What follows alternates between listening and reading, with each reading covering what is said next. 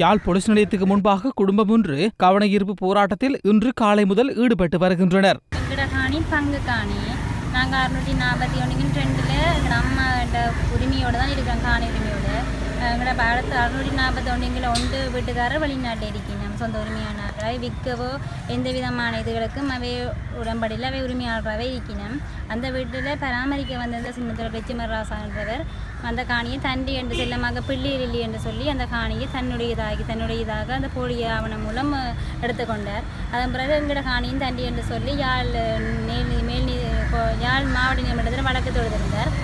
அதுவும் 10 வருஷங்கள் நடைபெற்ற நிலையிலும் அது தீர்ப்பு எதுவுமின்றி பிள்ளைகள் வெளிநாட்டினர் கூறி அவர் குடும்பத்தை நிறுத்திவிட்டார்கள்.